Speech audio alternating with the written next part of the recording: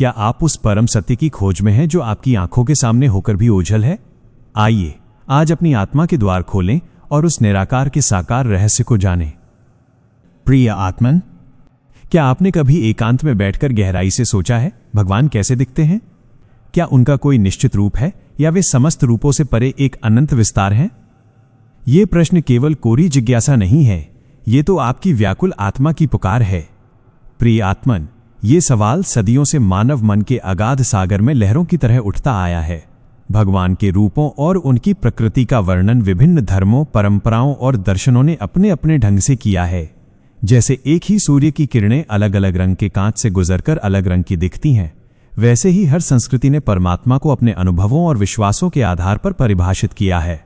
आज मैं आपको ईश्वर के उस विराट स्वरूप को समझाने का विनम्र प्रयास करूंगा, जिसमें हिंदू धर्म, इस्लाम, ईसाई धर्म, सिख धर्म और अन्य महान विचारधाराओं के पावन दृष्टिकोण समाहित हैं। ईश्वर का स्वरूप सार्वभौमिकता और अद्भुत विविधता से भरा है। वो किसी एक निश्चित सांचे या सीमा में नहीं बंधा। हिंदू धर्म में भगवान का एक सुंदर नाम नारायण भी है। इसका एक गूढ़ अर्थ है नर और नारी का अयन, अर्थात वह परम चेतना जो संसार के समस्त जीवों में प्राण के आधार के रूप में विराजमान है। वो करुणा सिंधु है और आवश्यकता पड़ने पर कहीं भी किसी भी रूप में प्रकट हो सकता है। तभी तो वे कभी मीन मछली बनकर अथाह जल में उतरे, कभी कूर्म कछुए बनकर पर्वत को थामा, कभी वराह बनकर पृथ्वी को संकट से उबारा, तो कभी नरसिंह बनकर अधर्म का विनाश किया। वास्तव में परमात्मा इस सृष्टि के कण कण में, अणु अणु में व्याप्त है, किंतु जहां विशेषता प्रकट होती है वहीं उनका प्रकट स्वरूप दिखाई देता है। योगेश्वर श्री कृष्ण ने गीता में स्पष्ट कहा है, यद्यपि इस सृष्टि के एक एक कण का अस्तित्व मुझी से है, लेकिन जहां दिव्यता और विशेषता दिखे वहां मुझे साक्षात समझो। इसे एक उपमा से समझें, जैसे वृक्षों में पीपल विशेष है क्योंकि वो निरंतर प्राणवायु ऑक्सीजन देता है। यह विशेषता ही उस अदृश्य ईश्वर के प्रकट होने का संकेत है। यदि आप ये सोचकर बैठे हैं कि भगवान केवल राम या कृष्ण के ऐतिहासिक रूप में ही दोबारा मिलेंगे, तो ये आपके मन का भ्रम हो सकता है। आप राम या कृष्ण की पावन छवि को मन के मंदिर में बसाकर उनसे संवाद तो कीजिए। जब आपकी भक्ति अपनी पराकाष्ठा पर होगी, तब वह परमात्मा आपके प्रश्नों के उत्तर किसी न किसी रूप में अवश्य देगा। उस समय वो आपका मित्र बन सकता है, आपका पुत्र बन सकता है, या आपके किसी अत्यंत निकट प्रियजन के वेश में आ सकता है। आपको उन्हें उनकी करुणा की भाषा से पहचानना होगा, और इसके लिए आपकी आत्मा की ट्यूनिंग बिल्कुल सटीक होनी चाहिए। आत्मा वो शाश्वत तत्व है जो हम सब में समान है। जैसे एक रेडियो स्टेशन से प्रसारित तरंगे तभी स्पष्ट सुनाई देती हैं जब रेडियो सेट की ट्यूनिंग सही हो, वैसे ही जब आप अपनी अंतरात्मा से संबंध जोड़ लेते हैं तो आप संसार के सभी देवी देवताओं, महात्माओं और चर अचर जीवों से जुड़ जाते हैं।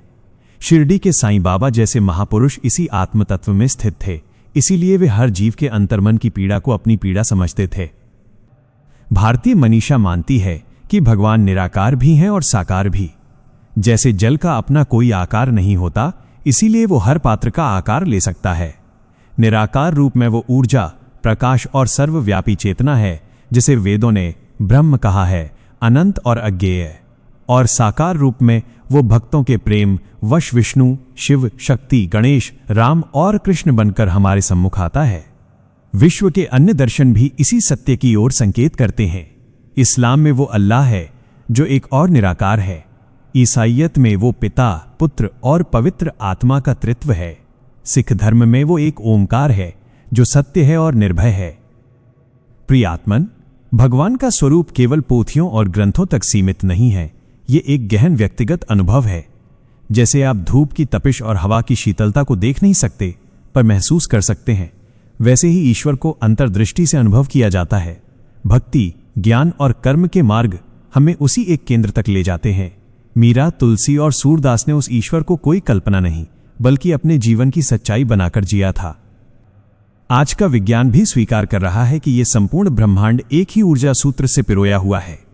आध्यात्मिकता सदियों से कह रही है, वही ऊर्जा ओम है, वही ऊर्जा ईश्वर है। निष्कर्ष यही है कि भगवान असीम हैं। उन्हें जानने के लिए शब्दों के जाल से निकलकर आत्म अनुभव की गहराई में उतरना होगा, और यह केवल निष्कपट प्रेम और सच्ची भक्ति से ही संभव है। मनुष्य का यह अनमोल जन्म इसी आत्म साक्षात्कार के लिए हुआ है। वो परमात्मा आपको पुकार रहा है, अब बस आपको उसकी ओर एक कदम बढ़ाना है। यदि आज की इस आध्यात्मिक यात्रा ने आपके हृदय के किसी कोने को स्पर्श किया है, तो इस दिव्य प्रकाश को अपने तक ही सीमित न रखें।